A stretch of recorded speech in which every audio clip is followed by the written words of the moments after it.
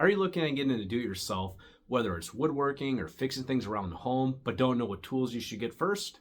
Well, stick around and I'll tell you what I learned from getting into DIY woodworking so you know what tools you should get to help you get started off in this rewarding hobby.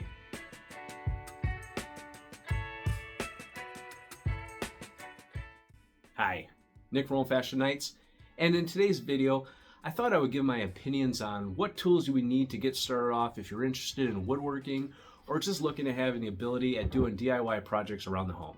So I've always been kind of a DIY kind of person. Whenever something needs to be bought, like a piece of furniture or installed like a new door in a house, my first thought is, can I make it or do it myself? I'll say I really got into DIY woodworking and repair around 8 years ago. We bought a house which was stuck in the past and needed to be modernized. Now I went ahead and watched some videos on YouTube and ended up redoing our kitchen, putting in new flooring, and replacing all the doors in our main level. Then when it came to furnishing it, I made some nightstands for our bedrooms, a large wine rack for our wine, and made outdoor stuff like a grill gazebo, playset for the kids, and an outdoor rolling TV stand. Now when I first started to redo our house, this was a lot of work and involved using a lot of different power tools. I would buy stuff as needed or borrow stuff from family members or friends. Back then I didn't really know what I should get, and a lot of things I bought then I no longer use or have gotten rid of. So I thought I would use what I know now to help any new DIYers out there that just want to be independent and self-reliant when it comes to fixing or building things. Before I get into tools, I want to first get into tool brands and prices. Let me also say that I have no sponsorships or monetary incentives to lead you one way or the other. Note to any brands watching this video, what's up? I can be bought, hit up those DMs. Now back to it. Walk into any tool store and you'll see a rainbow of colors representing brands, red, green, yellow, and so on. I don't really agree with people who only buy one brand and treat it as gospel and act like it's sacrilegious to buy a tool from another brand that they might find to be inferior. So I read reviews and I want a tool that's going to work and not break on me. Even though I say I'm agnostic when it comes to brands, you'll see I have a lot of Ryobi tools. The thing with cordless tools nowadays is that when you buy one battery operated tool, you're more than likely going to stick to that brand because now you have a battery that'll work with their other product offerings. So Ryobi's on the cheaper side compared to like other brands like DeWalt, Makita, and Milwaukee. I say cheaper in quotes because I notice a lot of their prices have gone up. But I also buy the majority of my tools from Ryobi's wholesale store, Direct Tools Outlet, which will sell factory blemished or refurbished tools. Again, not sponsored by Ryobi, personal opinion, but I rarely get my Ryobi tools brand new from Home Depot anymore, and I'll wait until like a 40% sale pops up and buy a tool I'll design then.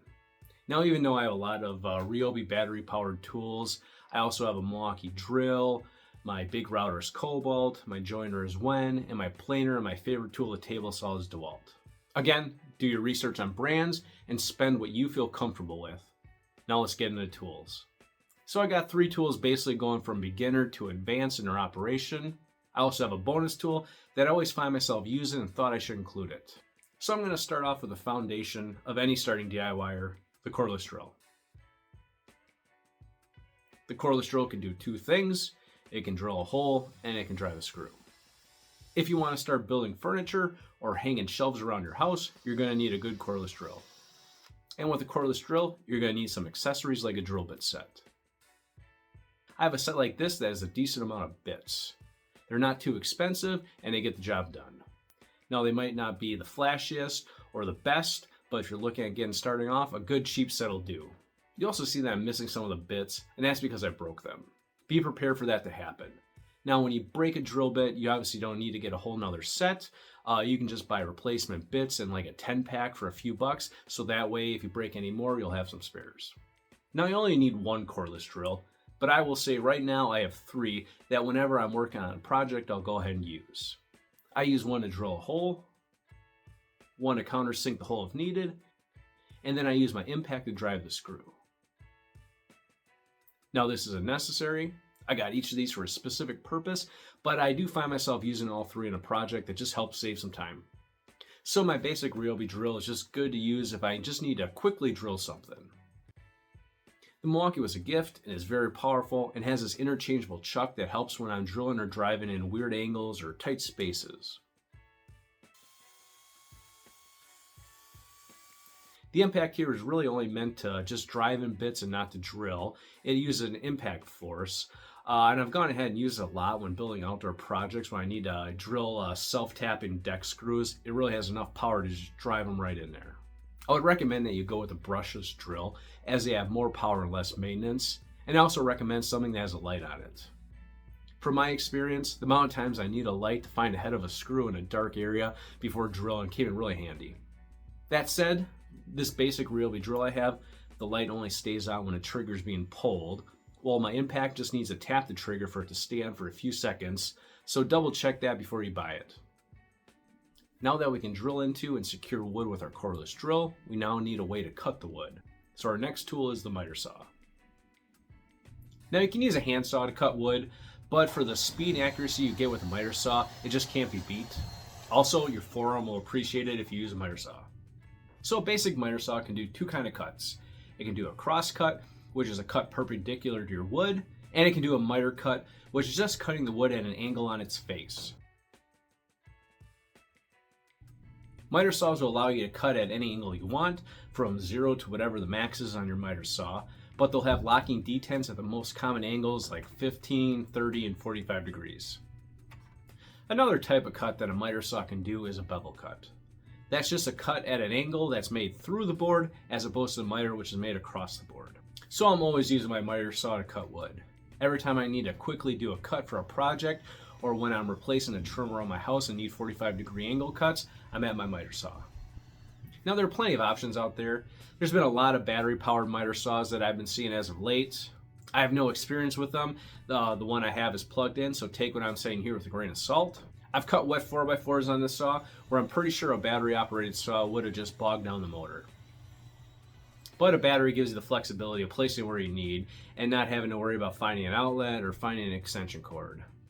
And if you're only cutting 1-inch thick boards or 2x4s, the battery-powered miter saw should do the trick. So just look at your situation and make a choice that's right for you. Another thing to look for is a good sight system. The majority of saws will come with some kind of laser or optical light to show you where the blade is so you can line up your cuts correctly. I like mine because it has a light directly over the blade that casts a blade shadow on the piece you're cutting so you know exactly where it is. I also have a sliding miter saw, which allows me to cut larger 10-inch wide boards. It's more of a luxury as a standard miter saw will work for 95% of my cuts. Another thing to look at, miter saws are very mobile and you can just leave them on the ground when doing your cuts, but if you have any longer pieces, you'll have to find a way to support them. This can be accomplished with some scrap 2x4s that you can leave on the ground, but I went ahead and picked up this miter saw stand from Direct Tool Outlet for $25 on sale. It was refurbished, it was slightly damaged, but at that price, oh man, it's been a godsend to just have something at a standing height that I can use to cut wood, and with these adjustable arms, it comes in handy to support longer pieces. So now we can drill and secure wood. We can also cut it across the grain at different angles. Now we need a way to cut it the long way or rip it. So I mentioned this earlier in the video as being my favorite tool, the table saw. So I said earlier in the video that the cordless drill was a foundation to any good DIYer, but now the table saw is the top of the pyramid. It's really the gateway drug to advanced woodworking. You're now no longer designed to what width boards you can buy at the big box stores because you can go ahead and cut the board to what width you need. So there's a lot of different things you can do with your table saw besides just ripping wood. If you want to make boards parallel, you can make or buy your own joiner jig.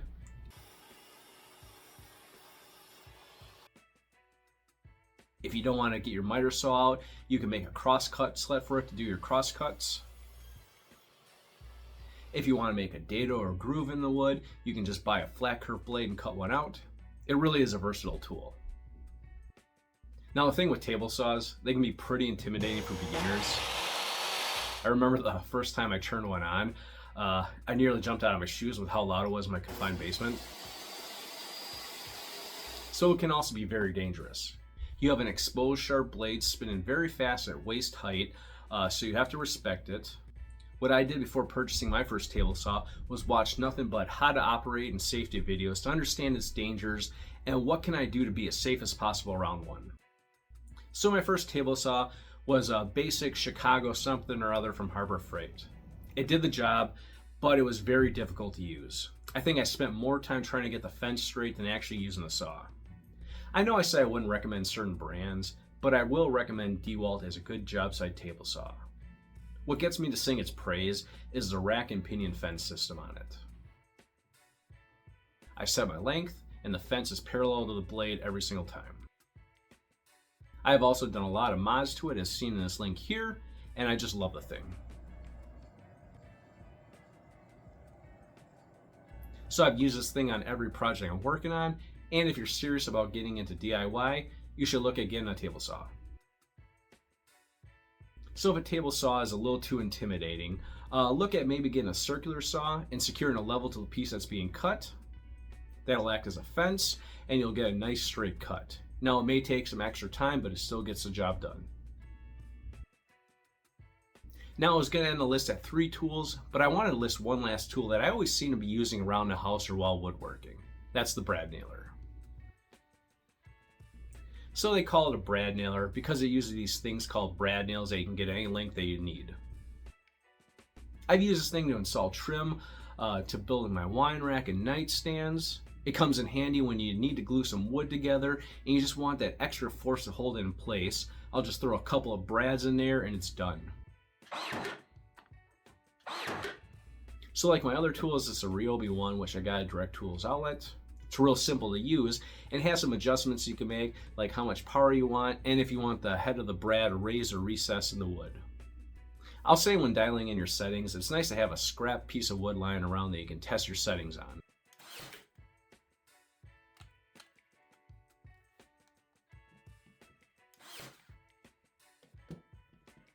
So another little tip, if I'm using my brad nailer and say the nail doesn't have enough power to fully go into the material, or I hit a knot and it's just kind of sticking out, you could hit it with a hammer or maybe put another nail over it to drive it in. But more than likely you're going to have a hammer strike in your wood that'll be unsightly and leave hammerhead marks. So if that happens, I use this cheap spring punch to help drive the head into the wood. So all you have to do is place it over the nail head, pull up on the spring, and let it go. Now you might have to do it a few times, but this impact force will help drive the head into the wood that you're working on and you're good to go. So that's my top tools for someone looking at getting into DIY woodworking or DIY home repair. Again, do your research on the tools you want and spend what you're comfortable with. Thanks for watching. If you made it to the end, hit like and subscribe. It really helps the channel grow. And I'll see you in the next one. Thanks. Bye.